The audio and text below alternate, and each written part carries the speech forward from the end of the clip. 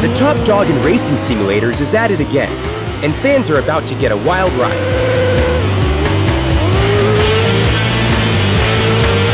Polyphony Digital's Tourist Trophy, the real riding simulator, features the same attention to design and detail found in the Gran Turismo franchise, but this time, it's on two wheels. The game's designer, Takamasa Shichisawa, has always had a passion for motorcycles. After working on the world's best car racing franchise, he put the resources of the GT team into a game that reflects the depth and skill required to be a top motorcycle rider.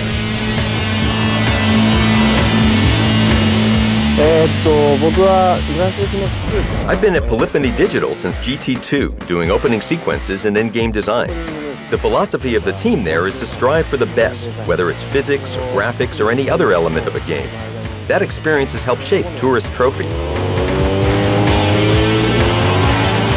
Tourist Trophy features over 100 motorcycles and more than 35 real-life and fantasy courses.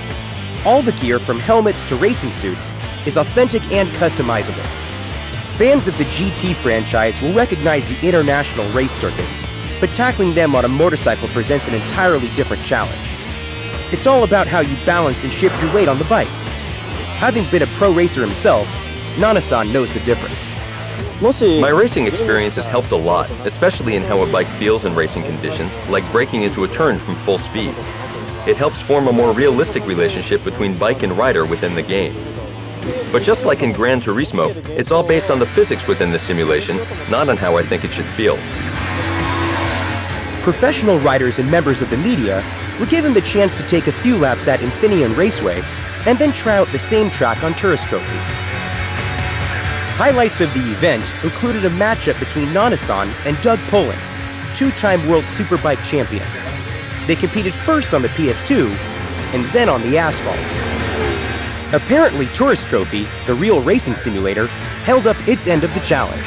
The comparison of the game to what's actually happening on the course itself is unbelievable.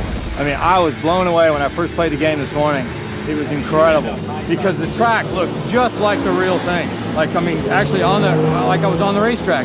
The realism of all the courses, because I've ridden on all of them that are in the game in real life, and it's unbelievable. You get on the track, you can actually pick out reference points when you're playing the game that you would normally find out on the track. So if I was to go play that game and never been on the track before, I'd know exactly where I'd need to turn in. I'd have the dimension of the track, different reference points along the raceway. I mean, it's impressive.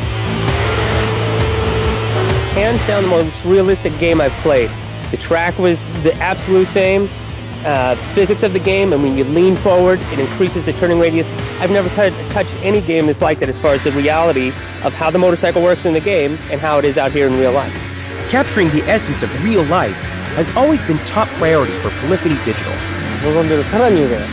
The Polyphony team is always trying to optimize as much as possible the technologies and skills that go into developing a game such as Tourist Trophy. Kazunori Yamauchi calls it over-quality, and it means exceeding the expectations of our customers. As you might guess, there's one really big difference between the game and real racing that nobody really wants to change: wipeouts. I guarantee it hurts a lot less while playing the video game than out on the track, so I'd rather fall in the video game any day of the week. Yeah, on the game, it doesn't hurt as much. Yeah. So if you want to ride like the pros, the best and safest way to learn is to let the clutch out with Tourist Trophy, the real riding simulator.